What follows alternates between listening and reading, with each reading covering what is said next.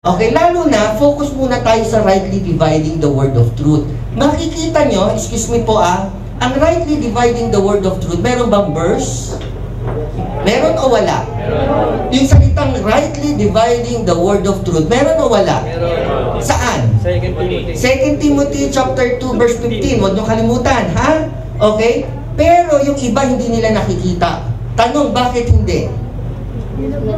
Bakit hindi nila nakikita yung rightly dividing the word of truth? Pakinggan nyo po. Kasi almost yung mga Bible version na umiikot na kilala, isa na lang ang nag-remain doon.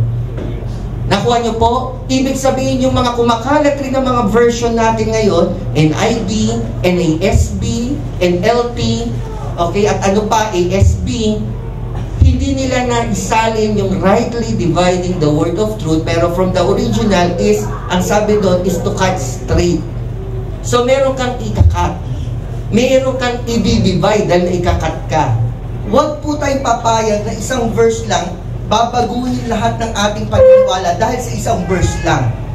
Kaya po tayo naniwala, merong isang verse na nagsasabing ganon, pero once na binasa mo ang Bible, makikita mo siya na nasa pahina siya ng Bible. Nakukuha nyo? Kaya itong Romans chapter 1, verse 1 to 5, makikita nyo na mayroong na talagang applicable at dapat i-apply ang rightly dividing the word of truth. Amen? Sige, simulan na po natin sa verse 1. Pakibasa po na malakas. Paul, one servant of Jesus Christ, called to be an apostle, separated to the gospel of God. Yan. So, Paul. So, sure tayo si Paul? Yes, Si Paul nga. Saan sumulat? About servant or servant of God. Sa madaling sa ibang translation. Ano po siya? Servant of God. Paano siya naging servant of God? Okay? Marami, pero ito yung isa na pinakamatindi. Bakit siya naging servant of God? Ito, tingnan nyo servant of Christ, servant of God. Tingnan nyo called to be an apostle. Nakuha nyo po? Tanong lang tanong lang para hindi ko sinasabi para maintindihan. Bakit sinabi lang dito apostle, hindi apostles? Bakit? Si Paul. Nakuha nyo po? Kaya hindi ka pwedeng called to be an apostles. Means, hindi natin pinag-uusapan yung ibang apostles. Tama? Ang pinag-uusapan natin, Paul. Ako, si Paul. Lingkod ng Diyos. Lingkod ni Jesus. Tinawag para maging apostle. Kaya hindi pwedeng apostles, ha? Pinakita ko lang yung para makita nyo ang pinag-uusapan natin si Paul. From here, kita nyo kumonek pa rin dito. Okay. Ngayon, makikita nyo dahil nag-verse by verse tayo, didiinan ko ngayon to. Okay? Didiinan ko ngayon yan. At ang sabi ko, bakit siya tinawag, bakit sinabi siya na servant of God? Isa doon kung bakit siya servant of God, called to be an apostle. Kasi ang mga apostle ay servant of God. Diba napakaliwanag nun? O, ang pastor ay servant of God. Okay? Ang mga Christian din, ano? Servant of God. So, paano naman siya naging servant of God? Sa pagiging apostle niya. Okay? Yun naman ang sa kanya. So, dito muna tayo. At mamaya hantong tayo dito. Yan ang ginagawa ng expository. Okay? So, ano natin? Romans chapter 1 verse 1, ha? Ngayon, kukuha tayo ng mga reference na sinasabi, okay, mga related verses and supporting. Parehong puro R yun. Reference. Okay, ano pa? Related. Mga verses and supporting verses. So, apostle. Ito unang tanong. Bakit kailangan pang tawagin si Apostle Paul? Meron naman 12 apostle na. Yun ang tanong. Parang natanong ko na to before. Pero maganda to kasi nandito tayo ngayon at uulitin natin para mas maliwanagan tayo. Ulitin ko yung tanong, please. Listen carefully at isipin nyo mabuti. Bakit kailangan pang tawagin si Apostle Paul samantalang ang tagal na tumawag naman siya ng una pa, kaya ang tagal na ng pagitan between nung tumawag siya ng 12 apostle, ang tagal na ng pagitan na gumagana na ang 12 apostle, gumagana na, ang tagal na. Bakit kailangan pang tumawag ng isa pang apostle na si Apostle Paul? Bakit kailangan pang tumawag pa ng isa pang apostle samantalang tumawag na siya ng 12 na yon at nang tagal na. Okay, nung pagitan nila. Okay, generally ang pagitan nila, nakita nyo generally is minimum ng 3 years hanggang 6 years. Okay? Yung pagkatawag ng 12 at nung pagkatawag na kay Apostle Paul. So 6 years, minimum, ibig sabihin hindi nyo ma-e-eksakto, nakukuha nyo po? Hindi nyo ma-e-eksakto, parang nasa minimum siya ng 3 years at maximum generally ng 6 years. Means kung ilalagay nyo sa pagitan, parang 4 or 5, o diba, ganyan. So bakit pa kailangan tumawag ng bago?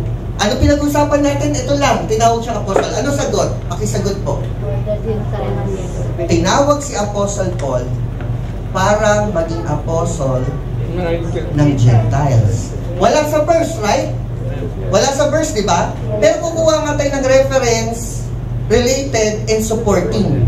Hindi porket wala lang sinabi dito, ang kinoconsult natin is yung buong Bible. Tama?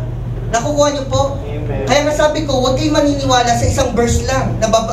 Kailangan meron siyang mga reference, supporting, kasi dapat hindi ko conflict sa buong Bible. Okay? So, sinagot ni Kagawad Alma siyang una. Sabi niya, para sa Gentiles. Ano lumalabas? Ibig sabihin, yung 12 apostles ay hindi tinawag for the Gentiles? Tingnan natin si Scripture. At kailangan patunayan ng Scripture. Okay?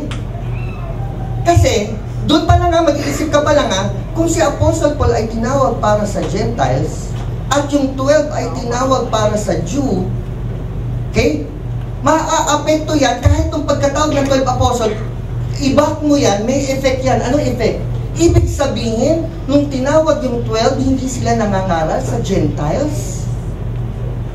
Hindi sila nangangaral sa Gentiles? Kasi nung tinawag si Apostle Paul, doon lang para mangaral si Apostle Paul para sa Gentiles, means, nung bago tawagin yung 12, nung mga nauna pa, nakafocus si God sa mga Jew, hindi sa Gentiles? Ibig sabihin, yung sulat ng mga prophets, means, nung hindi pa tinawag yung 12, yung mga prophets, sino kinakausap nila? Sino po? Mga Jew, ibig sabihin yun ba? Totoo yun? Titignan nga natin. Pag-aaralan natin. At ano ang nasa gitna uli? Ipinapakita, ito lang uulitin ko, may verse ako na ito Ipinapakita yung kamatayan ni Jesus, may pagbabagong nangyari. Ulitin niyo po.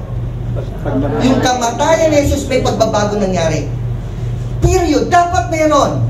Kasi kung walang sense yung kamatayan niya. Ibig sabihin yung kamatayan niya may na-accomplish. Yes. May tinapos. Tama po ba? Kaya tinatawag ng finish work. May tinapos, may na-accomplish. May nabago. Tama? Amen. Ulitin ko, may nabago? Yes. Kasi may na-accomplish. Pag walang nabago, walang na-accomplish, ibig sabihin yung kamatayan niya hindi powerful. Walang saysay. Pero uulitin ko at didiinin ko, ang kamatayan niya ay nagkaroon ng malaking pagbabago. Amen. Ang totoo, dinivide niya ang dalawang dispensation. Ang dispensation ay tinatawag na kapanahunan. Okay? Ibig sabihin, ibang dispensation to, at nung namatay siya, ibang dispensation to. Kaya may pagbabago talagang nangyari. Ito, ang tawag rito is dispensation of law. Okay? True, nagsimula kay Abraham. Bakit nagsimula muna kay Abraham? Hindi ko na isasama muna yung bago pa yung kay Abraham. Dito na lang. Kasi tinawag si Abraham, pakinggan nyo, at nagbigay ng covenant si God kay Abraham. Kaya mula kay Isaac, Jacob, nagtuloy-tuloy yung Israel. Dahil sa kanya galing. Nakuha niyo po? At from that, hanggang ibinaba ni Moses. Si Moses ba ay Gentiles? Si Moses ba ay Jew? Binaba niya, okay, yung 10 Commandments para kanino? Sino talaga kausap? Jew talaga, di ba na-explain ko before yun? Kasi sa 10 Commandments, huwag gagawa ng image. Sino kausap talaga doon? Jew. Okay? So, covenant of law to, at ang kausap talaga sino? Israel.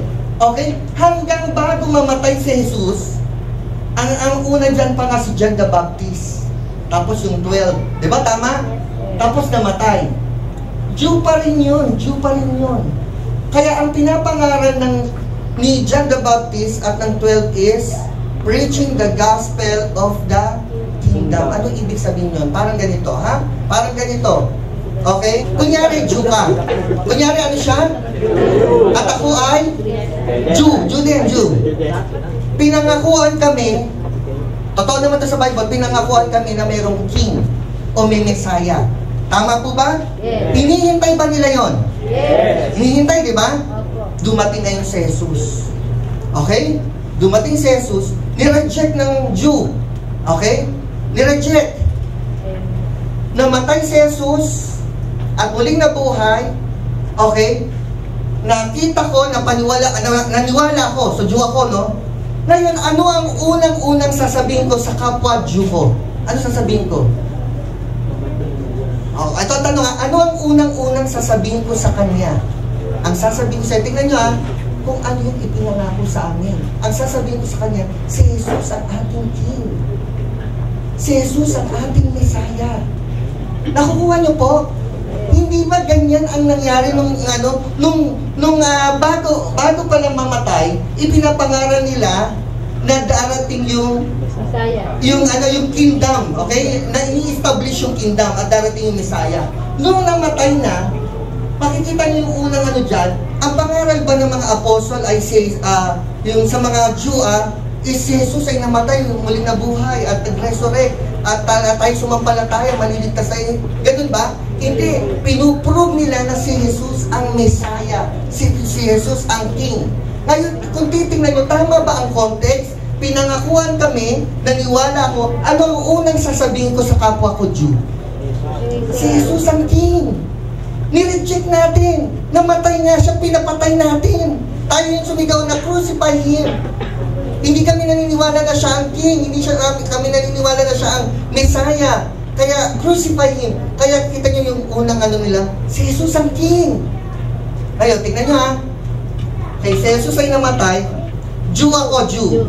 Siya naman gawin natin Gentiles, Ano nga yung sasabihin ko sa kanya? Tingnan nyo, magkaiba.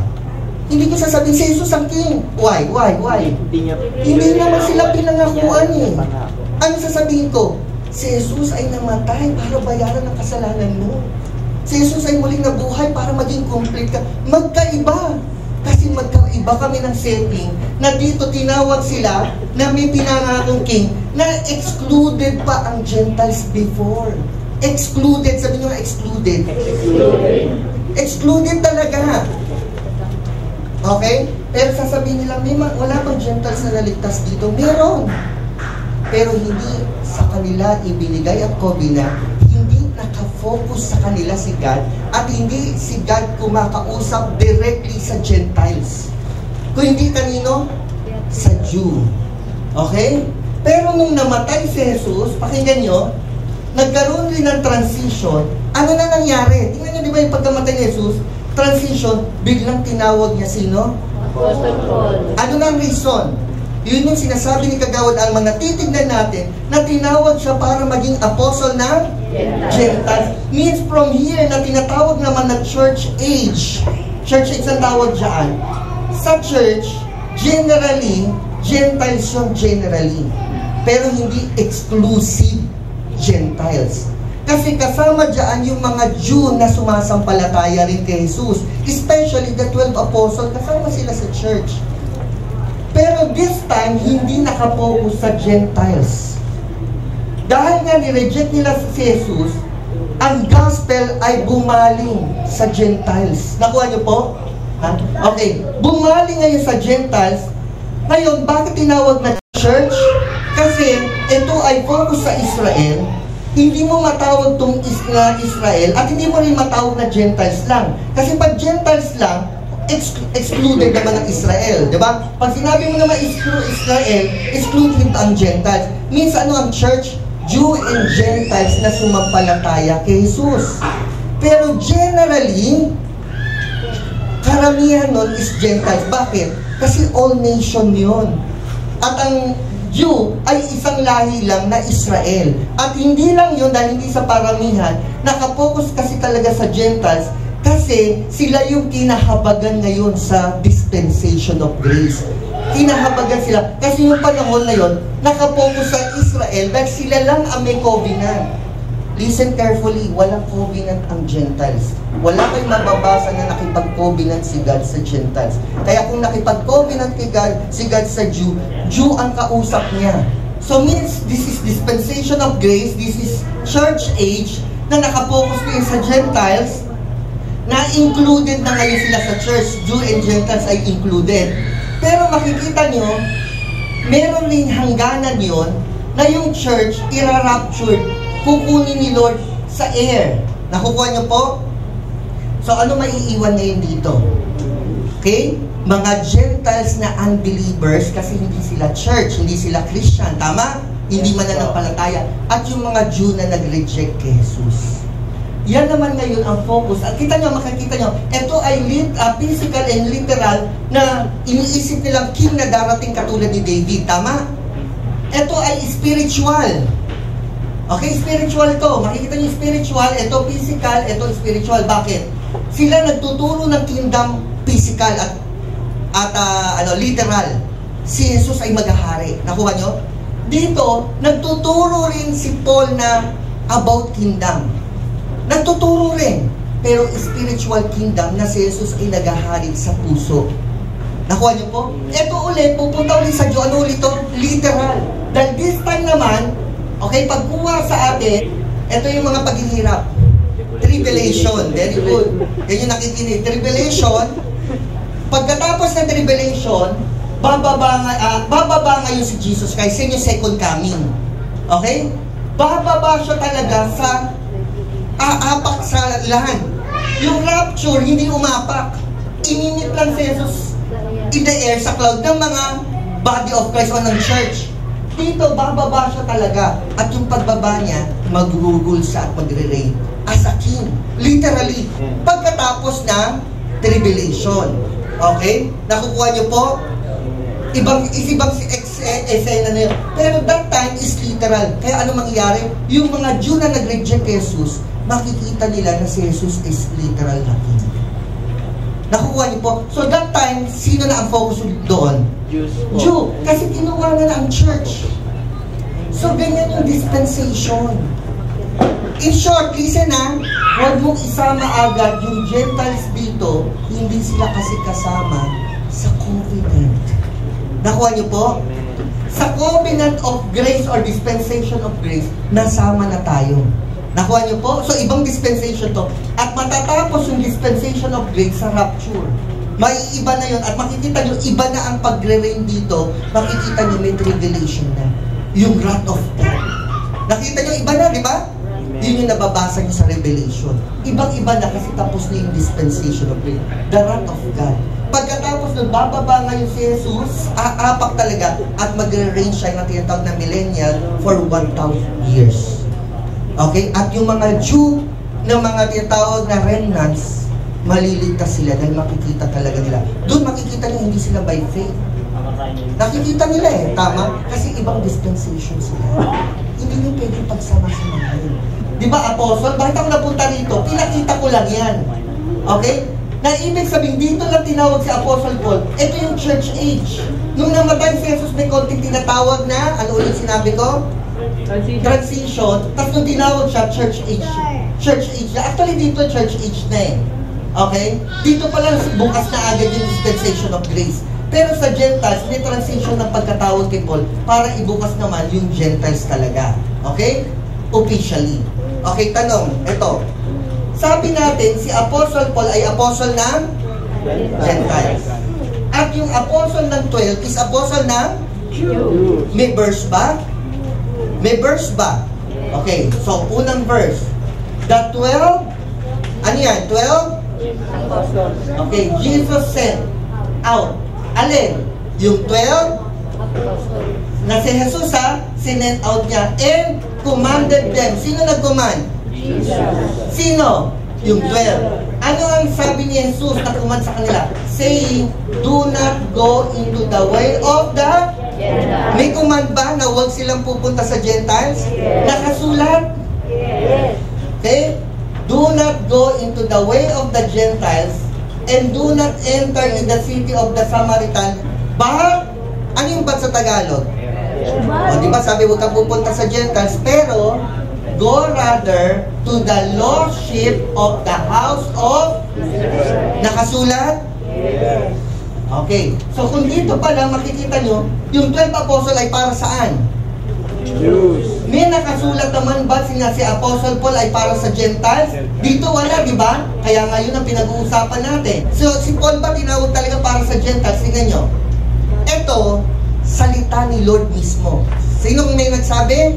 Si Lord. Sino kausap? Si Ananias, dahil inutusan si Ananias na pumunta kay Paul para patungan ng kapay, para ipag-pray, para matanggal yung pagka-blind. Dahil si Paul ay na-blind kasi papunta siya sa Damascus para hulihin yung mga Christian dahil may dala siyang authority na hulihin. Nakukuha niyo po? Pero ito ang pangyayari ni Lord kay Ananias. Sabi ni Ananias, Lord, narito siya para hulihin ang mga mananampalataya. Minsan anong ibig sabihin? Takot si Ananias. Nakukuha niyo po? Sabi niya, narinig ko po ang ginawa niyang mga hindi magaganda sa mga mananampalataya. Nakuha niyo po? Pero ano sabi ng Panginoon? Pero, yung pagkasabi na, Lord, narinig po namin ang ginawa niyang mga masama sa mananampalataya. Ano sabi ng Panginoon? But the Lord said to him, kanino? Ananias, ha? Go, for he is my... So, narinig yung chosen? Ibig sabihin, ang chosen, kung yung 12 ay chosen for the Jew, si Paul ay chosen din. Okay? Chosen vessel of mine. Kita nyo, capital, sinong mine? Jesus. The Lord. Ayun na nagsasalita. Of mine. Tingnan nyo, to bear my, capital ulit, name before. Gentiles. Biglang mababasa nila to. Meron naman Israel, no? Yes, may Israel. Hindi piniriod ni Lord si Apostle Paul na hindi siya pwedeng mangaral sa Jew. Hindi po, walang ganung command. Ang totoo, laging nandun yung heart ni Apostle Paul sa Jew kasi siya mismo ay isang Jew. Kababayan niya yun.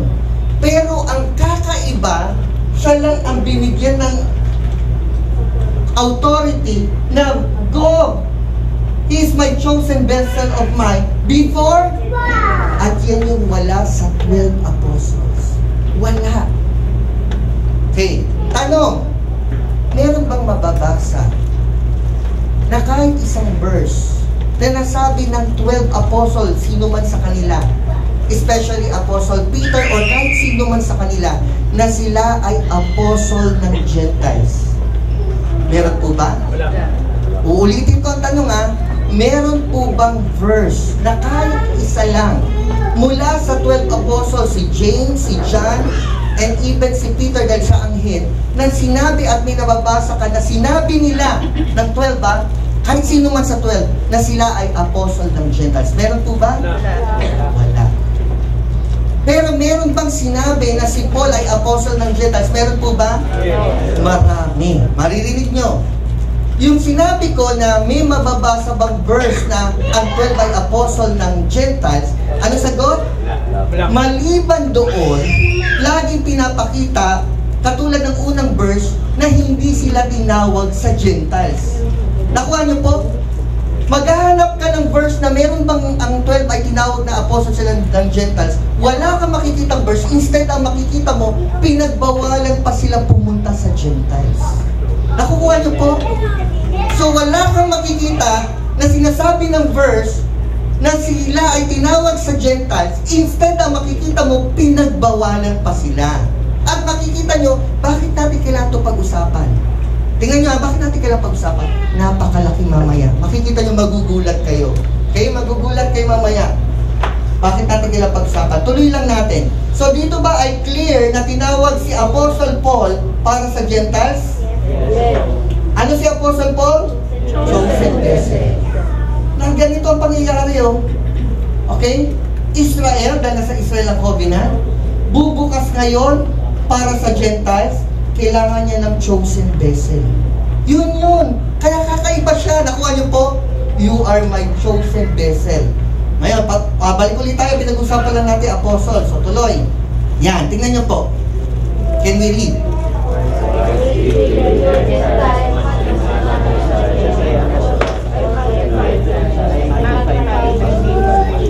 Tingnan niyo po yung verse. Sabi ni Paula, for I speak, sinong I? Plural ba ang I? No po, singular. So, kanino tumutukoy yun? Na pagiging I. Speak to you, sinong you? Okay? In as much I, plural ba ulit? Singular. Kanino tumutukoy? I am an apostle to the... Sa isang verse, ilang nabanggit ang Gentiles? At kanino tumutukoy? Paul, Gentiles. Paul, Gentiles. At tingnan nyo I magnify my Ministry. that is the ministry na binigay sa kanya, na ang sabi rito sa verse 1, bondservant of Jesus Christ called to be an apostle. Yun ang ministry. Yun ang kanyang ministry.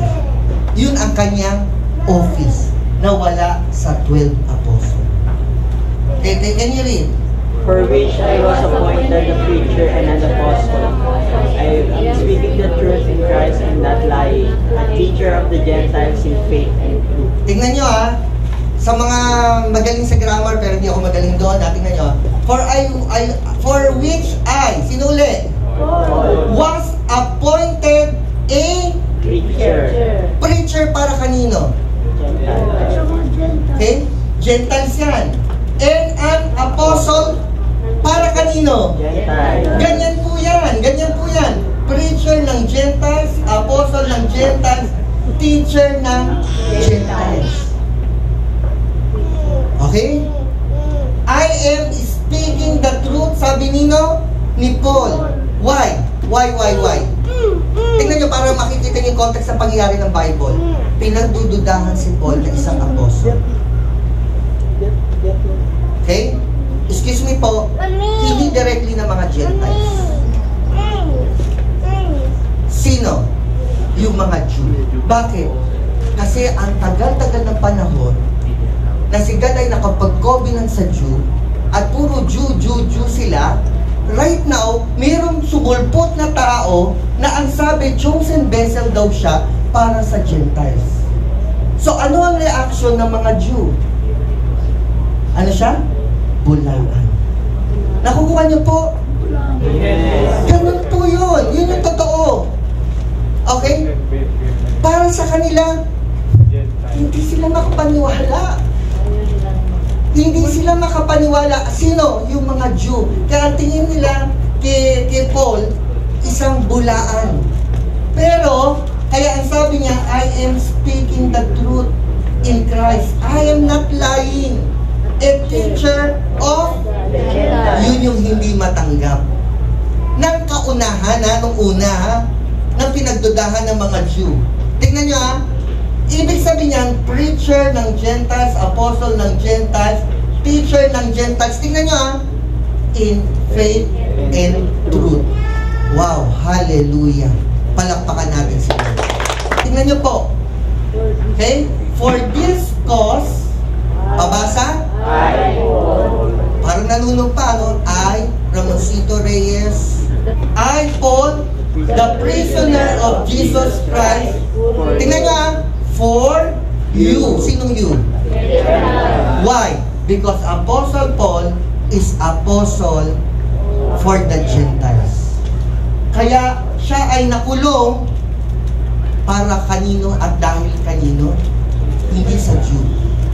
Hindi sa Gentiles. Dahil ang ministry niya ay Gentiles. Nakukuha niyo po?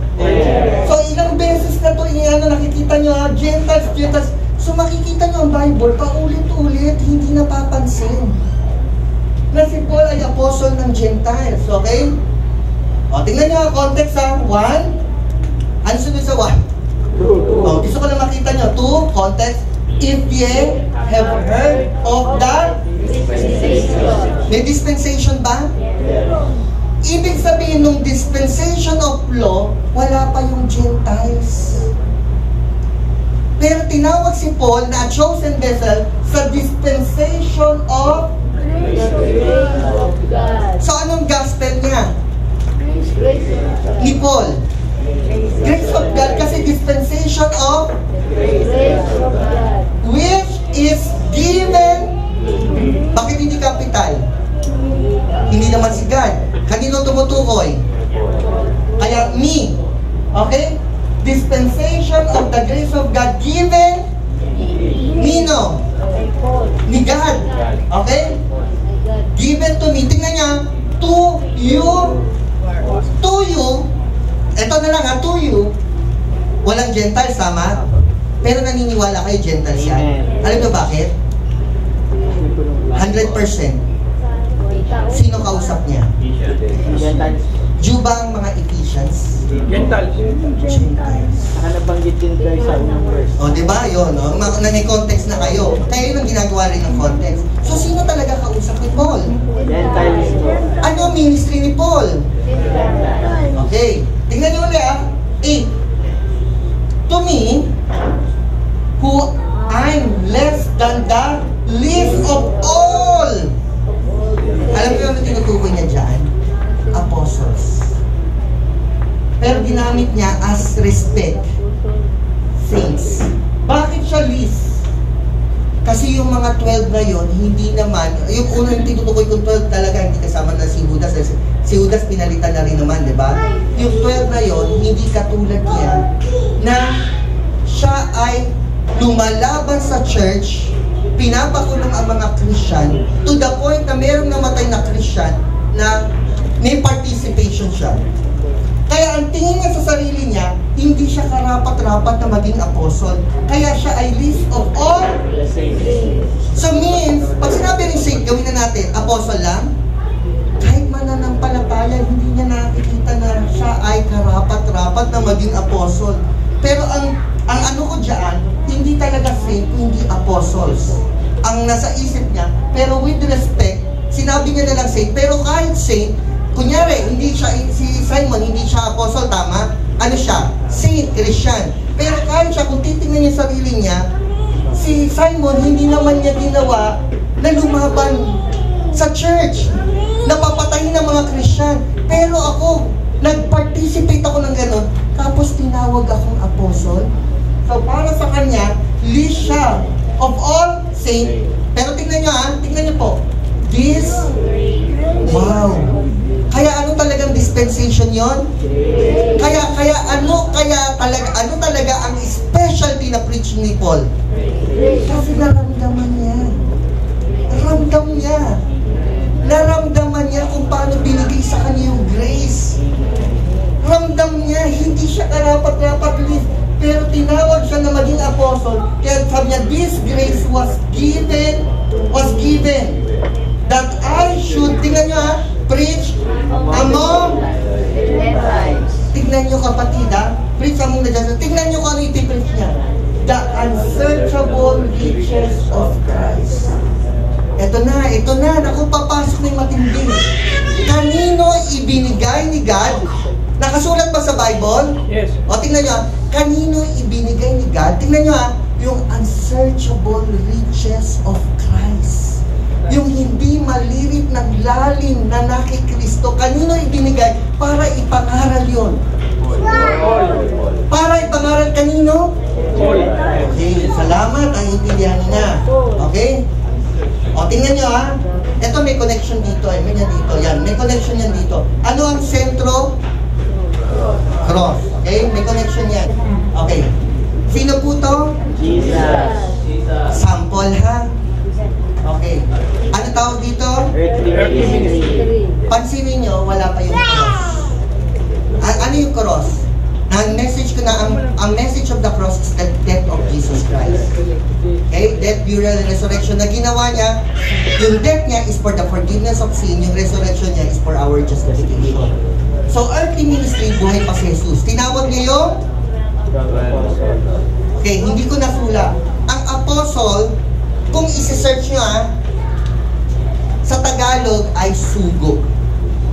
Sabihin nyo nga, sugo. Okay, mahalaga yan. May mga ganyang religion. Tingnan yung sugo, mahalaga yun. Pag in-English nyo, ano ang apostle? Sugo. Pag in-English mo ang sugo is messenger. Ano ang messenger? Tagapagdala ng mensahe ng Diyos.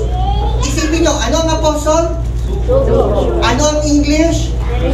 Anong ibig sabihin nun? Hindi ba ganun ang nangyari kay Paul? Amen. Si Paul ay tagapagdala ng mensahe ng Diyos para kanino? Gentiles. Okay. So, Jesus Christ tinawag ang 12. Totoo ba? Yes. Dahil apostle sila, ano sila? Sugo. Ano sila? Messenger. So, ibig sabihin yung message ngayon ni Jesus Christ, dahil sugo sila, dadaling sa tao. At sinong tao yun? Tama ba? Meron tayong nabasa? Kaya kasi sabi ko, hindi lahat mabibigyan ko ng verse. Pero may nabasa tayo na, go, humayo kayo. Huwag kayong pupunta sa Gentiles, kundi pumunta kayo sa Lost Sheep of Israel.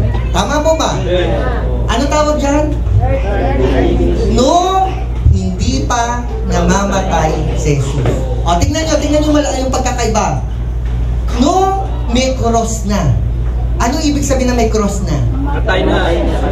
Ibig sabihin, yung binabanggit ko kanina, nandito. Okay? Pero nung namatay na si Jesus, ito na yung death, burial, and resurrection na nangyari sa cross, na yun yung message. Kasi namatay naman siya. Pagkatapos, binaba siya dyan nilibing at nag-resurrect. Okay, tama po ba? Ano na tawag niya kay Jesus? Meron bang pagkakaiba talaga kay Jesus nung hindi pa siya namamatay at namatay na? Listen please, listen. Meron, kasi nga namatay na. Dahil ang kamatayan niya ay merong malaking pagbabagong nangyari at kakaiba at ina-accomplish. Kaya ito ay ibang Jesus na to, kasi ibang dispensation na rin to. Nakuha niyo po? Yung nagkaroon ng cross ng death, burial, and resurrection. Kaya ito rin yung gospel. Nakuha niyo po? At ito ay heavenly ministry. Si Jesus ay tumawag ng chosen vessel, na apostle, na sugo. Sino po to? Para sa maliwanag? O ngayon, ito ngayon kukunin kayo dito. Tingnan nyo please ha. So dito tinawag si Apostle Paul. Tama? Dito. Yung namatay siya, tinawag na ba agad? Hindi pa. Kalaban pa siya ng church. Tama? Nung Acts, saan mo mababasa to Acts? Bakit? History. Saan? Chapter 9. Okay? So tinawag na si Apostle Paul. Tingnan nyo. Chapter 8 is great persecution ng church. Kasama si Saul. Siya si Paul. Kaya tingnan nyo ha, tinawag ba na chosen vessel para sa Gentiles? Apostle is messenger. Tama? Para kausapin? Sino na kinakausap ngayon? Gentiles. Listen ha, dito ba may apostle ang Gentiles? Sino kinakausap? Kinakausap ba ang Gentiles dito? Tingnan nyo ha, listen.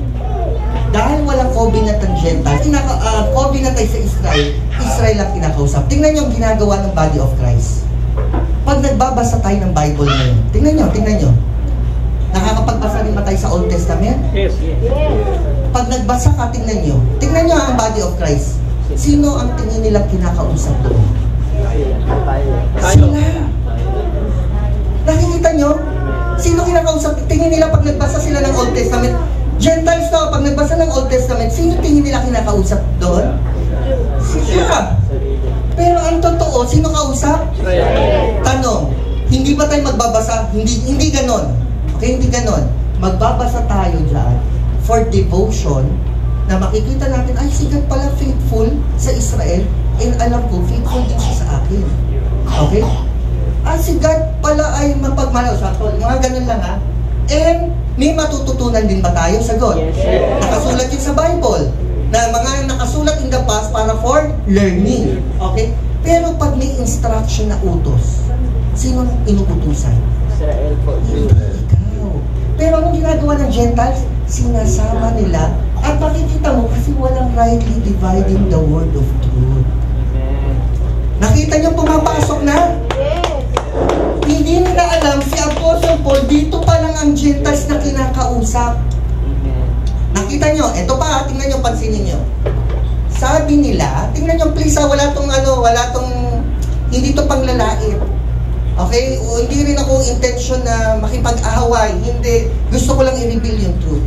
Sabi nila, masyado daw natin tinataas si Apostle Paul. Kayo na lang sumagot. From here to here and to here. Paano mo hindi sagot ko parang paano naman hindi parang maitataas? Si Apostle Paul, ang sugo ng Gentiles, means responsibility tayo ni Apostle Paul, tama? At tayo naman ay dapat makinig talaga kay Apostle Paul. Ang nakakapagsabi lang na masyadong tinataas si Apostle Paul, hindi nila alam kung ano si Apostle Paul sa kanila na pagiging Gentiles. Napakaliwanag. Ibig sabihin, nagsasabi, masyadong yung tinataas si Apostle Paul. Paano ba naman namin hindi matataas? Siya ang ibinigay para sa akin. Nakukuha niyo po? So parang tinataas, pero hindi tinataas. Tama lang dahil si Apostle Paul, ang ministeryo niya, ako. At ako naman ay responsibilidad na makinig sa kanya. Kaya yung nagsasabi na masyadong tinataas, hindi nila alam ang sinasabi nila.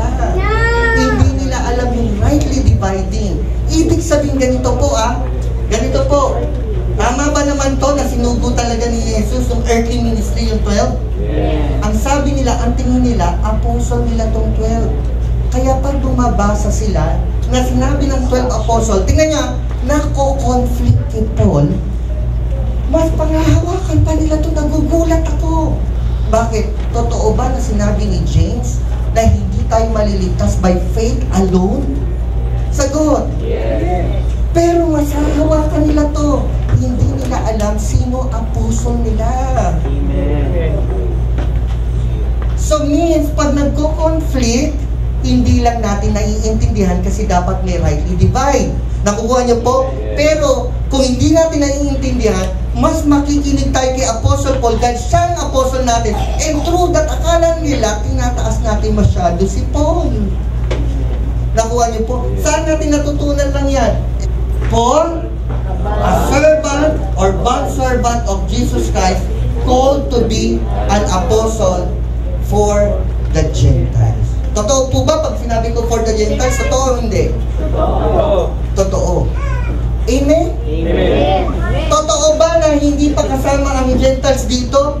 Dito pa lang ang tinawag yung chosen vessel for? Yun pa lang Hindi tayo kausap dito. Dito pa lang tayo, nung tinawag si Paul, dito pa lang ang church. Dito pa lang ang Gentiles. Kaya ngayon, kahit ngayon na magbabasa tayo ng Bible, pag hindi ka nag-rightly divide, akala mo, kasama ka doon. Itong ginagawa ng body of Christ, pinipilit nila kasama ang Gentiles dito. Alam niyo po bakit? Una, hindi talaga naiintindihan. Yung ibang pipiliin nila ng mga ngaral to pipiliin nila isama. Kasi pag hindi sinama, wala ng tithes. Naiintindihan niyo po? Dahil gusto yung tithes, ano ba yung tithes? Pera yun, kailangan ma-include sila dito. Para makita ng Gentiles, kasama sila na inuutusan mag-tithes. Nakuha niyo po? Pero pagdating naman doon sa circumcision, sasabihin nila hindi na. Tama? Di ba ni-rightly divide nila? Pagdating sa Sabbath day, alam niyo ba nasaan yung Sabbath day nakasulat? 10 Commandments. Sasabihin nila hindi kami kasama dyan hindi kami kasama dyan. Hindi niyo ba naiintindihan? Once na in-out mo yung isa, in-out mo lahat kasi kasama yun as covenant, as whole. Constitution yun nila baga. Nakuha niyo po? Pag may inalis ka, hindi mo pwedeng hindi isama lahat, lalo na sa 10 Commandments. Sabi nga diba doon, pag nilabag mo yung isa, nalabag mo lahat. As As a group yun eh. Ngayon hindi ka nagsa-Sabbath day. Okay? Pero sinasabi nila, maliligtas sila through the 10 Commandments. Pero hindi ka nagsa-Sabbath day.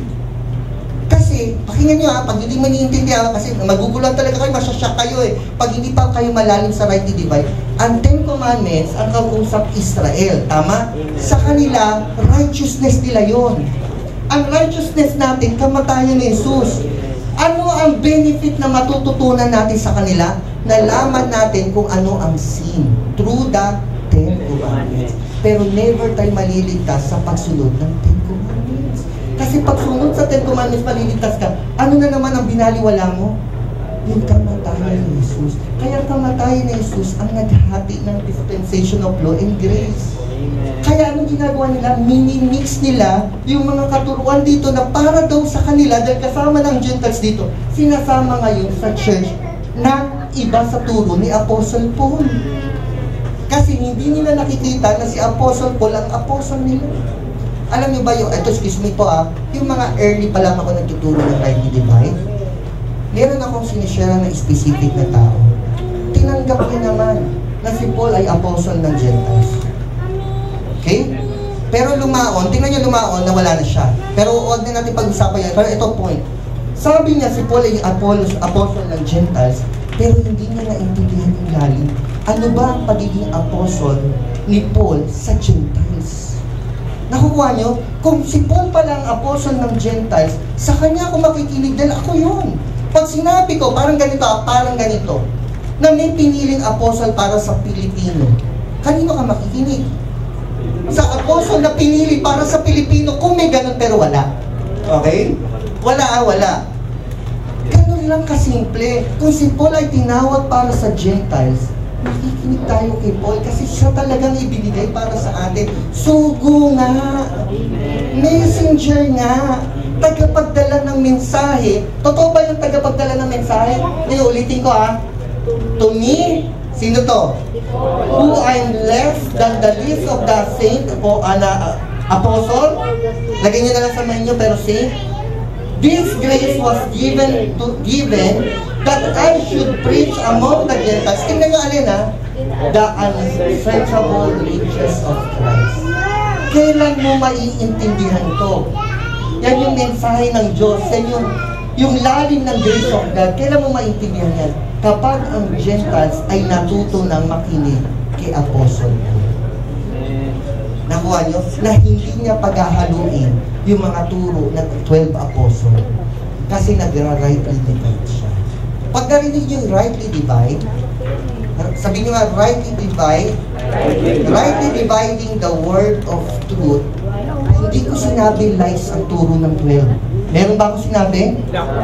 Meron ba ako sinabi na ang turo sa Old Testament is lies? Truth yun. Pero truth yun nung dispensation of law. Nakuha niyo po? But this time is dispensation of grace. Pag sinama ko yung turo doon, na truth yun noon, na isasama ko sa dispensation of grace, ano mangyayari? Perverted. Yung truth na bago, na twist, na change, naging distorted. Nakuha niyo po? Kasi yung truth noon, hindi na truth ngayon. Kasi ibang dispensation niya, kasi merong rightly dividing na namatay si Jesus on the cross. May nag-divide, may nagbago. Totoo ba na noon ay ang focus ay Jew? Totoo ba? Pero ngayon anong focus? Church. At ang church kasama doon ang Gentile, saka Jew. Yun ang totoo. May nagbago? O, dati kasama bang Gentiles? Pero ngayon sa church kasama ang Gentiles. Okay? Noon, ang righteousness nila sumunod sa 10 Commandments. Tama? Truth ba yun? Pero dahil namatay si Jesus, ang righteousness pa rin ba natin ay pagsunod sa 10 Commandments? Kung pagsunod sa 10 Commandments, hindi na kailangan mamatay ni Jesus dahil kaya mo naman pala maging righteous by obeying the law, which is the 10 Commandments. But we cannot be righteous by obeying the law. We cannot. Actually, kahit 10 Commandments lang, hindi natin ma-perfect yun. How much more yung lahat ng inuutos sa sa Old Covenant. Kaya yung Old Covenant, yung hindi kayang gawin ng tao, ginawa ni Jesus Christ on the cross. At nagkaroon ng great exchange. But when you believe sa Kanya, through His death, burial, and resurrection, yung pagiging banal niya na hindi nagkasala, minsan kahit minsan, inilipat sa iyo at lahat ng kasalanan mo naman ay inilipat sa Kanya on the cross. Kaya siya ang pumasan ng parusa. And through that, na-receive mo yung grace, and that is tinatawag na the righteousness of God in Christ, sa ginawa ni Jesus Christ, kaya naging righteous tayo. And that is grace. Amen? Palakpakan namin si Lord. So, ano na ngayon? Heavenly ministry. Tignan nyo, anong pagkakaiba?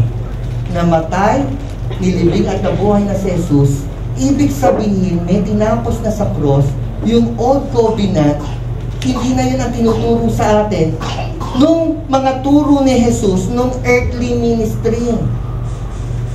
Okay? Nakuha niyo, hindi to. Kasi hindi pa siya namamatay. Nakuha niyo, kailangan niyo i-rightly divide. May mga matututunan ka doon, tama? Pero at least alam mo, hindi directly na ikaw ang kinakausap na inuutos gawin sa iyo. Directly. Nakukuha niyo po? May matututunan tayo doon. Minsan ang tawag nila ganito. Ito tawag nila para at least nakakaintindi kayo. Ang tawag nila, mga Red Christian. Anong bakit Red Christian? Tingnan ko kung nahuhulaan. Bakit red? Ang nagbabasa ng Bible, alam niya. Ang Red Christian, kasi kapag sinalita ni Jesus Christ, ano yun? Red. Kailan nagsasalita si Jesus Christ? Nung buhay. Nakuha niyo po? Nung namatay si Jesus, sino na ang tagapagsalita ni Jesus? Nakuha niyo? Pag Red Christian ka, hindi pa namamatay si Jesus noon. Ang kausap niya directly, Jew. Nakuha niyo po? Bakit? Sino apostle mo? Paul. Na sugo ni Jesus. Maliwanag? So dapat hindi ka Red Christian. Kasi kapag si Paul naman yung pinangaral niya, hindi naman niya aral yun eh. Tama po ba? Sagutin niyo ako, totoo ba? Aral ba ni Paul yun? No. Hindi niya naman aral yun. Sige, kaninong aral? Ang pagkakaiba lang, si Jesus ay nag-resurrect na pumunta na sa heaven, kaya may sinugo na siya para sa Gentiles. Kaya si Paul ang nagsasalita on behalf ni Jesus Christ na nag-resurrect. At yun yung para sa atin ngayon. Kaya hindi tayo dapat Red Christian. Kasi pag Red Christian tayo, hindi pa naka-rightly divide yun. Nakukuha niyo po, mamamali po kayo doon. Katulad sa sulat sa Matthew, yung sinabing pagbabalik ni Jesus. Actually, ang pagbabalik doon, yun yung second coming. So, sino kausap doon? Jew. Sa atin, second coming ba? Pakinggan nyo, sa atin, rapture. Hindi natin naaabutan ang tribulation. Okay?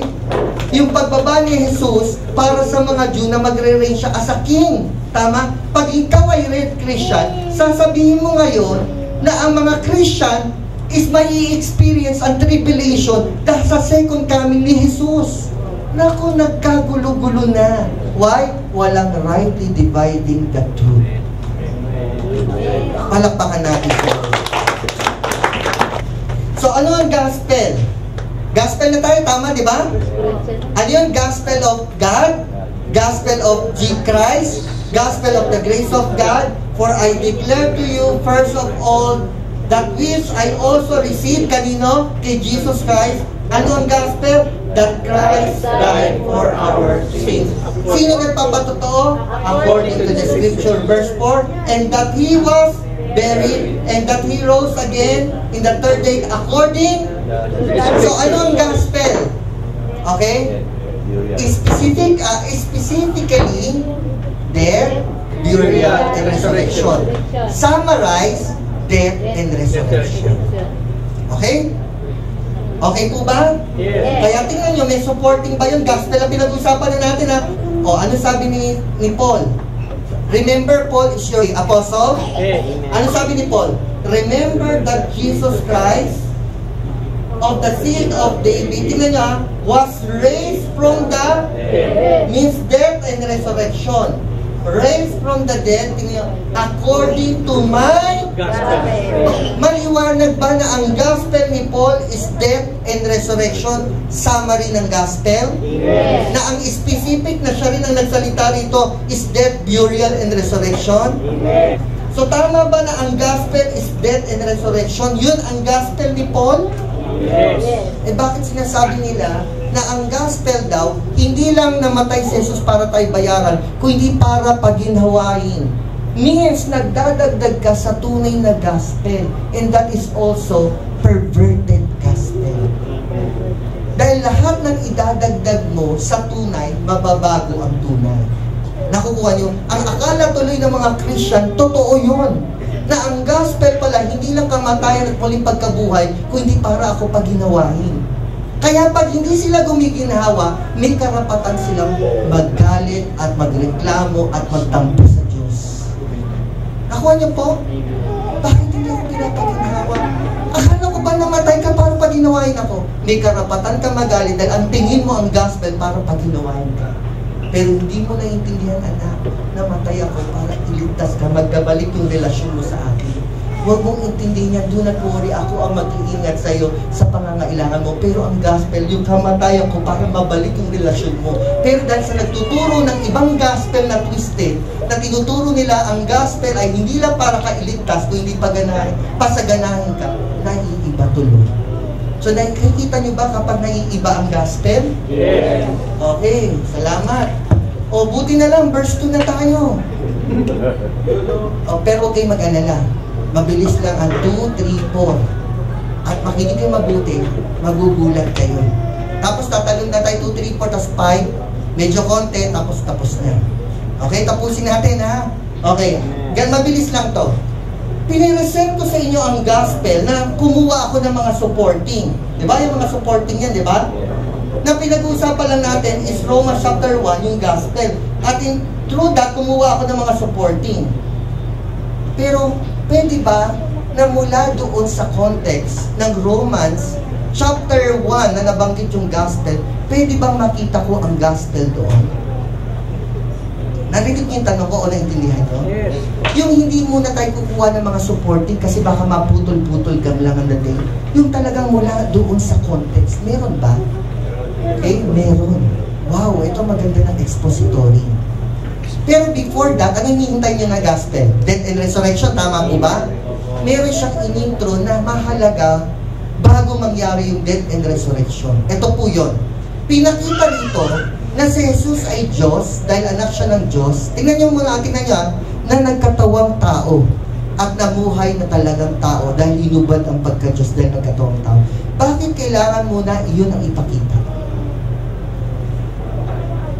Okay? Uulitin ko, hinihintay niyo yung gospel na ang alam nating gospel is what? Death and resurrection. Pero pinakita muna dyan sa mga susunod na verse is si Jesus ay God dahil siya yung Son of God na nagkatawang tao, kaya naging tao, bago yung death and resurrection. Bakit kailangan ipakita muna na si Jesus ay God na nagkatawang tao? Bakit? Bakit? May connection. Kasi, pag-uusapan yung death and resurrection, di ba gospel yun? Hindi namamatay ang God. Kaya kailangan ipakita muna na si Jesus ay God para hindi siya kamalang tao lang, pero nagkatawang tao. Kaya yung pagiging tao niya, ready na siya for death and resurrection. Hindi niyo ba alam na maraming gumugulo, excuse me po na mga religion na naguluhan sila, na ang tingin nila kay Jesus, yung iba ay Diyos at hindi nagkatawang tao. Meron ganon. Okay? Pero mas konti lang yun. Pero yung iba naman, ang tingin nila kay Jesus ay tao lang. Bakit? Namatay. Kaya kailangan ihanda kayo na si Jesus ay Diyos na nagkatawang tao. Kaya siya nagkatawang tao para mamatay. Kaya yung pagiging kamatayan niya, makikita na kasi pagiging tao yun. Dahil nagkatawang tao. Pero siya ay hindi tao lang, kundi siya ay anak ng Diyos. Kaya siya ay Diyos. Naintindihan niyo po? Yan yung sinasabi kayo na verse 2. Tingnan nyo. Which He promised before through His prophet. So makikita nyo, binanggit ang Old Testament. May matututunan tayo doon kasi yung pinangako sa kanila in the Holy Scripture, Old Testament pa rin yan. Verse 3. Concerning His, sino na po? Sino pinag-uusapan? Pero ano tawag kay Jesus? Okay? Inahanda na. Okay? Jesus Christ our Lord. Tingnan nyo ha. Who was born? Okay? Of the seed of David. Ano sabi ni Paul kanina? Gospel niya. Remember Jesus Christ from the seed of David. David. Ibig sabihin mula sa lahi ni David. Ano yun? Yung pagiging tao. Hello? Narinig niyo po? Narinig niyo po? Yes. Kasi kay Abraham, ang tagal nito, no? Isaac, Jacob, Jesse, okay? Talunan natin, David, okay? Hanggang papunta yan, excuse me po, okay? Yung kanyang tatay, sino? Joseph. Ang kanyon ni David, papunta doon yun. Nakukuha niyo po? Ibig sabihin, ano yan? Isinilang. Okay, hindi ni Joseph. Kung hindi, mula kay Joseph, pero hindi sila nagtalik. Pero inano sila na mag-asawa, na yung ipinanganak niya ay kinasihan, yun, no? Ng banal na espiritu, kaya siya nagdalang tao. Means hindi kay Joseph, pero makikita nyo, connected kay Joseph, si Mary, dahil asawa, magiging asawa. Kaya kasi Mary nagkaanak pa. At yung anak ni Mary, kapatid ni Jesus, sa laman. Nakuha nyo? Hindi sa espiritu, sa tatay, na si God, the Father. Kung hindi ang tatay nila, si Joseph. Nakuha nyo po? At ang nanay ni Jesus Christ sa laman, si Mary. Pero walang nanay si Jesus sa espiritu. Ginamit lang si Mary para iluwal, magdalang tao, para ipanganak si Jesus dahil mula sa lahi ni David. Nakuha niyo po? Kaya, pag sinabing Son of God, kung ano yung Ama, yun yung anak. Pero wala kang mababasa na Mother of God. Sige, hanapan niyo ako. Mother of God. Wala kang mababasa. Walang verse kung ganun. Si Mary ay isang tao. Paano mo makakuha? Siya ay blessed among women. Anong women? Babae na tao. Sa lahat ng karamihang babae, siya ang pinili para iluwal o dalhin si Jesus sa laman. Nakukuha niyo po? Na hinihintay ng mga Jew. Nakukuha niyo po? Okay. So, hinanda na si Jesus ay son, capital means anak ng Diyos. Kung ano yung ama, yun din yung anak. Na God siya, katulad ng ama, pero walang mother God. Okay? Wala po, ha? Okay, Jesus Christ who was born, so ayan na, pagiging tao, seed of David, pagiging taong according to the flesh. Nakita niyo po? Ano yung ibig sabihin flesh? Laman, ha? Pagiging tao. Tingnan niyo po. And declared to be the Son. Inuulit, ito, diniin na. Dineclare siya to be Son of God. Kung ano yung ama, yun yung anak, pero walang nanay. Ha? Okay, walang mother God. Si God the Father and the Son of God, Jesus Christ, na God. Dahil kung ano yung anak, yun yung ama. Kung ano yung ama, yun yung anak. Tingnan niya, with power, according to the Spirit. Kanina, ang sabi rito, flesh, ito spirit. Pero ang sabi, spirit of holiness. Saan papasok yung pagiging God? Yung Son of God at yung spirit of holiness. Kasi, meron bang tao na hindi nagkasala? Wala po. May tao bang hindi nagkasala? Wala. Pero yung spirit of holiness na kay Jesus, kailanman hindi siya napahiran ng kasalanan. Kasi hindi siya tao. Siya'y Diyos, na anak ng Diyos, na nagkatawang tao. Kaya hindi siya napahiran ng kasalanan. At hindi nagkasala. Kailangan malinaw yun, ha? Pagkatapos kayo na ipaliwanag na si Jesus ay Diyos, Son of God at Spirit of Holiness, pumasok ngayon death and resurrection. Tingnan nyo, holiness by the resurrection from the dead. So yung tinuturo ko kanina sa inyo ng mga reference na lumabas ako sa Romans, na ang gospel is death, burial, and resurrection is specifically, and ang summary ng gospel is what? Death and resurrection. Na ituro rin ba sa Romans chapter 1 verse 2 to 4? Na ituro ba? Yes. Okay. Ngayon, paano nyo makikita na talaga Son of God siya, na hindi lang tao? Tingnan nyo nagkasala ang tao. Paano maligtas ang tao? Walang, tingnan nyo pa, walang kakayahan ang tao para iligtas sa sarili. Never, wala talaga kakayahan. At walang sinumang pwedeng tao na pwedeng meron siyang gawin para iligtas yung kapwa-tao niya. Wala. Kaya may ganitong pangyayari para presto at makikita niyo sa scripture na connected. Okay? Nagkasala ang tao na hiwalay, wala nang ibang way kundi isend niya yung kanyang anak. At walang ibang way kundi yung anak tanggapin ng maluwag na siya ang magiging lamb. Handog yun Lamb is Lamb of God, handog ng Diyos. Na siya ang buong puso na maluwag hindi tumanggi Si God ayaw rin niya ibigay yung anak niya. Kayo ba gusto niyo bigay yung anak niyo? Hello? Kahit 5, ibigay niyo yung anak niyo para mamatay, gusto niyo? Tanong lang naman. Wala. Pero si God, walang ibang way kung hindi isacrifice yung anak. Okay? Yung anak na maluwag, walang ibang way na nakita niya kung hindi isacrifice yung buhay niya. Bilang lang. Okay? And then, nagkatawang tao, yan na, makita niyo nagkatawang tao, namatay para bayaran ng kasalanan. Sabi, di ba ng scripture yon? Yes. Di ba? He died for your sin according to the scripture. He buried and resurrected according to the scripture, namatay, at muling nabuhay. Kailangan mabuhay siya para ipakita na napagtagumpayan yung plano. Tingnan nyo kasi kung namatay siya, hindi nabuhay, hindi na, walang plano. Yung plano, palpak, hindi palpak failure. Nakuha nyo po? Pero yung kamatayan niya, muli siyang bumangon. Nakuha nyo po? Perfect! Nakuha nyo po? Period. Ibig sabihin, nasagutan.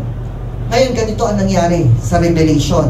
Yung Revelation, ipinakita ko ano nangyari sa heaven. Tingnan nyo Kikwento ko, tas babasahin nyo Mayroong si God na hawak-hawak na scroll. Hindi alam kung ano nasa laman na sa loob, at walang pwedeng kumuha, at walang pwedeng magbukas. Umiiyak sila kasi walang nakita sa langit, walang nakita sa lupa, walang nakita kahit sa ilalim ng lupa na pwedeng kumuha ng scroll na nasa kamay ng Diyos Ama at magbukas. Umiiyak siya, umiiyak yung servant of God, umiiyak. And then sabi ng angel, huwag kang mag-alala. Mula sa lahi ni David, mayroong karapat-rapat na kumuha ng scroll at magbukas. Parang papakita mo yan na ibig sabihin yung nagkasala ang tao, walang ibang way para iligtas kundi yung anak. Kaya ano ba yung nasa scroll na yon na walang pwedeng magbukas at kumuha at walang karapat-rapat kundi yung anak. Okay? Nakukuha niyo po? Basahin naman natin ngayon sa Revelation. Tingnan niyo, maganda po to. Tingnan niyo ito mabilisan lang. Hindi ko i-explain verse by verse. And I saw in the right hand of Him, capital which is God the Father to God, who sat on the throne. Pag nakasaupo, si God yun. Okay? Sa throne. Dahil si Jesus Christ nasa kanan. Okay? Siya yung nasa kanan. A scroll written inside on the back, sealed with 7 seals. Tingnan nyo tuloy-tuloy lang. Then I saw a strong angel proclaiming with a loud voice, who is worthy to open the scroll, to loose its seals. May nagproklama, which is angel, sino ang worthy na magbukas nun? Tingnan nyo, verse 3. And no one in heaven, no one in heaven, or on earth, or under the earth, was able to open the scroll, to look at it. Walang karapat-rapat sa langit. Walang karapat-rapat kahit sa earth. Kahit saan, walang karapat-rapat. Kaya, ano nangyari? So, I wept much. Ibig sabihin, napapaiyak siya kasi walang sasagot sa solusyon. Then, walang nakitang worthy. Nakuha niyo po? Hello? So, I wept. Because no one was found worthy to open and read the scroll, to look at it. But one of the elders said to me, "Do not weep. Behold, the Lion of the tribe of Judah, the root of David, was prevailed to open the scroll, to loose its 7 seals." Okay, tignan niyo yung yung pagkaano nito. Umiyak siya kasi walang worthy. Biglang sabi ng angel, huwag kang umiyak. Meron. Mula sa lahi ni David, mula sa lahi ng Judah. Okay, ito is yung mula sa 12 tribes to. Okay, tingnan nyo And I look, sunod-sunod yan And I look, and behold, in the midst of the throne, and of the 4 living creatures, and in the midst of the elders, stood a lamb as though it was being slain. Ano yung slain? Patay. Okay, namatay, pinatay, dead. Okay? Having 7 horns and 7 eyes, which are the 7 Spirit of God sent out into the earth. Tingnan niyo po, 7. Then he came and took, sino? Yung lamb na in-slain. Then he came and took the scroll out of the right hand of him. Sino? Si God who sat on the throne. Okay? Now, yan 7, no? Now, when he had taken the scroll, the 4 living creatures, tingnan nyo hindi to tao. Mga nasa langit to na kahit ako hindi ko kayang explain. The 4 living creatures and the 24 elders, anong ginawa? Fell down before the, anong ginawa? Worship. Di ba walang ibang sasambahin ko hindi sino? God. Pero imagine na hindi to tao, living creature to na 4 sa langit. At hindi pa lang yung pati yung 24 elders, anong ginawa? Fell down. As a worship yun, before the sinilang. The lamb who was slain. Okay?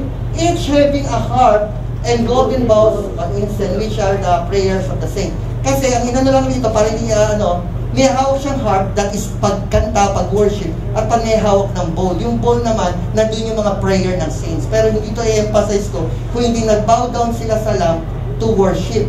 Okay? 9. And they sang a new song. Kaya nga worship, tingnan nyo, saying, kanino? Sa lamb. Ano sabi? You are worthy to take the scroll and open its seals. Why? For you were slain. Tingnan nyo, wow, hallelujah. And having redeemed us to God by your blood. Tingnan nyo sino? Out of every tribe, tongue, people, and nation. Okay, parang ganito yun. Hindi ko ma-explain ko ano yung nandoon sa scroll. Pero as I read, ang nakita ko may problema. Kailangan may magbukas nun. At walang nakita sa langit, walang nakita sa lupa na karapat-rapat magbukas. Pero ang good news, merong isa na karapat-rapat. Okay? Which is the Lamb of God na na-slain. At pumunta siya doon at kinuha niya yun, nakita niya na bago yung mood. Hindi na nagwe-web.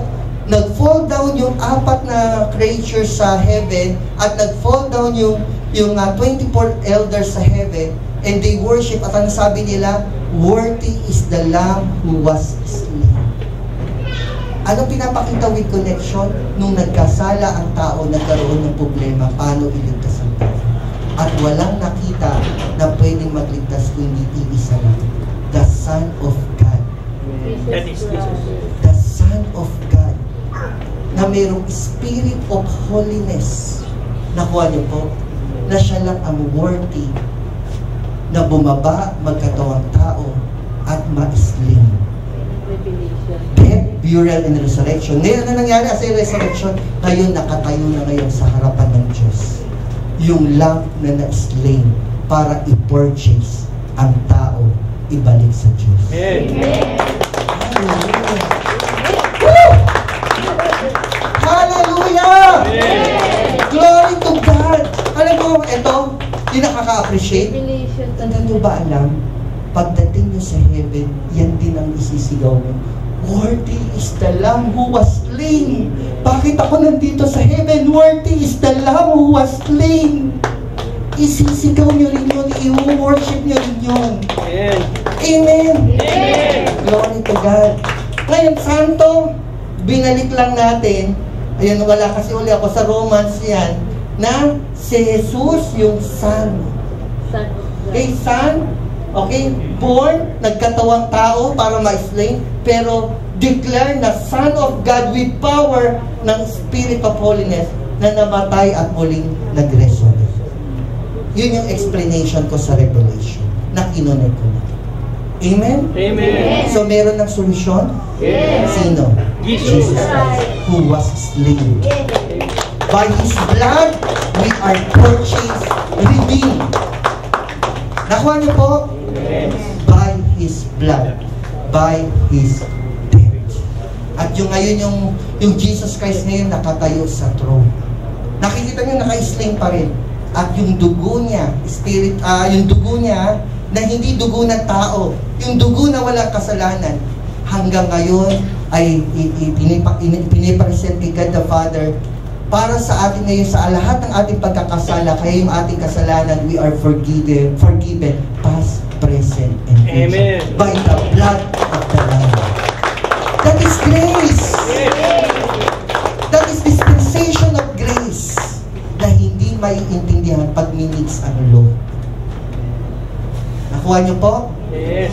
Okay, kaya ang salvation ng iba, si Jesus, pero gumawa ka ng mabuti. Sumunod ka sa utos.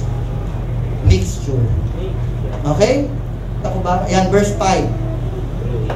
Through Him, verse 5 na, we have received grace and apostleship for the obedience. Tingnan nyo ulit, babalik ulit obedience to the faith among all for His name. Transition, para hindi nyo lang na-appreciate. Kasi ang all nation rito, tinranslate yan na Gentiles. Basahin nyo po. Kasi hindi pwedeng maging all nation ang Israel. Israel is Israel. And lahat ng hindi kasama sa Israel, ano tawag doon? Gentiles, yun yung all nation. Hindi nyo ma-appreciate, pero punta kayo sa ibang version. Tingnan nyo po. Ito ngayon ang magandang tanong. Tingnan nyo Kaya tingnan nyo po, patapos na ako yung we rito, naka-receive sila ng grace and apostleship to call. Hindi, gawin natin para specific. Di ba all nation naman Gentiles? So ulitin to, Gentiles, apostleship and grace, and we. Yung we, binigyan ng grace at ng apostleship para tawagin ba? Yes. Sabi nito, and apostle for obedience for the faith among all. To call all the Gentiles. Yan. To call all the Gentiles. So, ang tanong, sinong binigyan ng apostleship and grace? Yung we. Magandang tanong niya, sino yung we? Tayo. Hindi po tayo yan. Tingnan nyo, we receive grace and apostleship. Apostle ba tayo? Hindi. Kasi sino we to? Kasi ang alam natin, ang apostle ng Gentile, sino? Kaya dapat is singular, which is I. Sabi nito, we. So, sino we to? Kasama yung 12. Diyan ang kakamali. Ang tingin nila kasama yung 12, dahil pag sinama mo yung 12, dahil we, apostleship, to call Gentiles. So, ibig sabihin, hindi rightly dividing yun. Nakukuha niyo po, sino yung we? Kita nyo tayo, nag-expository tayo, yung we ay mahalaga para ipakita sinong binigyan ng grace at apostleship to call Gentiles. Sino yung we? Alam niyo sino? Pupunta tayo sa history and then pupunta tayo sa doctrine para ipakita yung we. Mabilisan lang. Huwag kayo antokin ha, mabilisan lang because of time din. Tingnan nyo yung history. Ano yung history? Ano yung Acts? History. Okay. As they plural yan, they, minister to the Lord, yung mga church, yung church, and fasted. Tingnan nyo, the Holy Spirit said, now, separate to me, capital, no? Okay? Barnabas and Saul for the work to which I have called them. Yung them, plural, Barnabas and Saul, plural, merong pinapagawa sa kanila. Tama po ba? Yes. History to, history. So, sino kasama ngayon ni Paul? Barnabas and Saul. Barnabas. Okay, tingnan nyo po, Then, having fasted, ano po yan, Context 3. Having fasted and prayed and laid hands on Them. plural. Sino na ngayon yun? Sino ulit yun? Barnabas and Saul. They sent them. O, them. Sino? Barnabas and tingnan nyo to. Barnabas and Saul called them. 3, them. Okay? Ito ay history. Punta naman ngayon, hindi, may 4 pa eh. So, being sent, ano ang apostle? Sent. Sugo. Being sent out by the Holy Spirit. Sino nag-send? Holy Spirit. May reklamo? Wala. Okay? They. Sinong they? Sila. Paul and Barnabas went down to Seleucia. anong mga lugar to? Lugar ba ng Cyprus. Jew to? No, Gentiles. O yan, maliwanag yan, mahalaga yan. Bumubukas ng konti. Amen. Dahil yung 12 never pumunta sa lugar ng mga Gentiles. They stay in Jerusalem. Yung 12. So pag sinabing we, hindi pwedeng kasama ang 12. Magko-conflict ulit. Di ba sabi nga, wag pupunta sa Gentiles. Yung 12, okay? Kundi si Paul. Pero sa history, yung Holy Spirit sa church habang sila nag-worship, yung Holy Spirit nag-speak sa kanila, nahiwalay si Paul at Barnabas at ipag-pray. At sinugo sila. Di ba tama? Nabasa mo sa history? At pagkatapos pumunta sila sa mga lugar na Gentiles. Very good. Okay?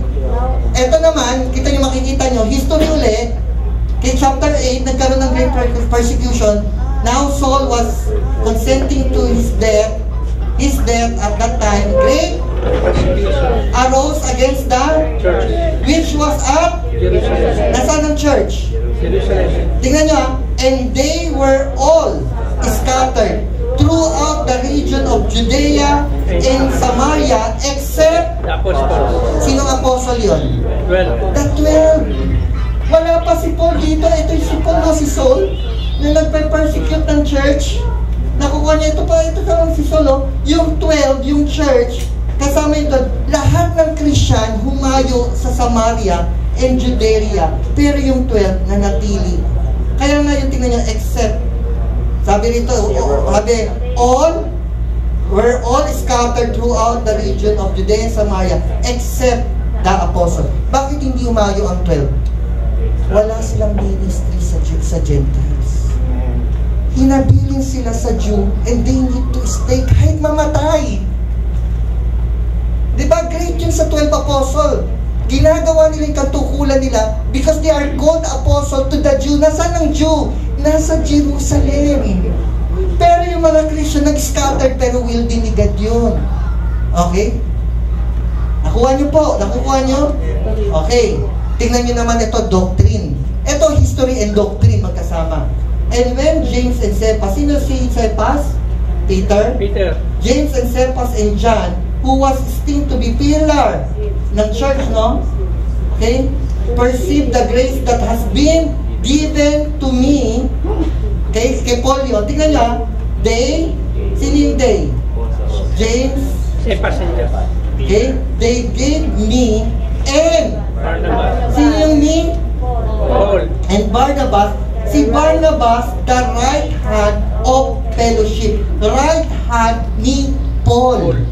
Para anong gagawin? Tingnan nyo, that we should go to the... Sino yun na sila pupunta? Yung sinabi ritong we?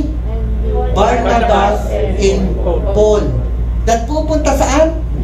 Tingnan nyo and they, sino yung they? James, the 12, they to the, ano to? Jew. Kaya balik tayo sa tanong, sino yung we dito? Yan. Sino yung we receive grace and apostleship to call all Gentiles? Paul and Barnabas. Paul and Barnabas. Hindi pwedeng Paul and the 12. Tingnan nyo, ilaliman nyo. Nakita nyo ba yung separation dito na sinabi? Sabi nito, they gave me and Barnabas the right hand that we should go to the and they. Sumunod ba sila? Yes. Kasunduan nila yun. And actually, hindi nila kasunduan yun. Yun na ang setting before pa. Parang ganito. Sabi mo, tinawag ka para sa Gentiles. Di ba sabi mo?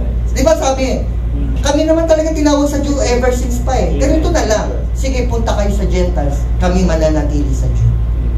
Pero hindi dahil gusto lang nila yun. Kasi sabi mo, tinawag ka eh. Di ba sabi mo? Sige, punta kayo sa Gentiles. Kami patuloy sa Jew.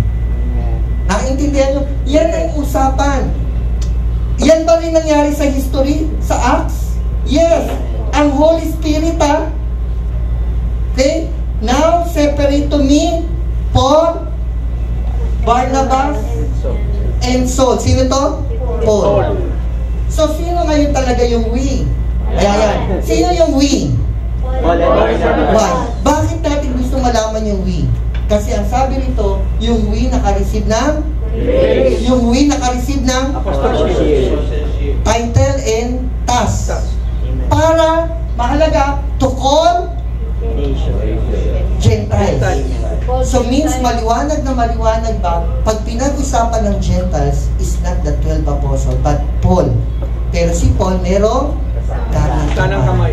Sino? Barnabas. Wow. Malinaw? Nakita ba nila na si Paul and Barnabas yun? Ano yung madali makita nila nung kapag hindi ka nagra-right to divide? Ano nasa isip mo? 12 apostol. Tama, may narinig na tayo dito, okay lang yun. Kasi nga, nag-grow lang tayo. Tama, tingin nila 12 apostol, pero nakita nyo na never mangyari? Hindi pwede mangyari? Nakita nyo never? Bakit? Kasi through the history, Holy Spirit ang nag-set apart. At humayo na sila papunta sa Gentiles, tama? At nagkasundo naman sila dahil nakita, sabi mo, sa Gentiles ka, o sige, punta kayong Gentiles. Dito kami Jerusalem, Jew kami, sa Jew kami. Kaya never mangyari to dahil ang Romans is not Jew. Anong Romans? Gentiles. Yan ang context. Marami ba kayo natutunan? Yes. Excited pa ba kayo sa mga susunod na expository book by book? Yes. Wow! From verse 1 to verse 5 lang. Pero may mga supporting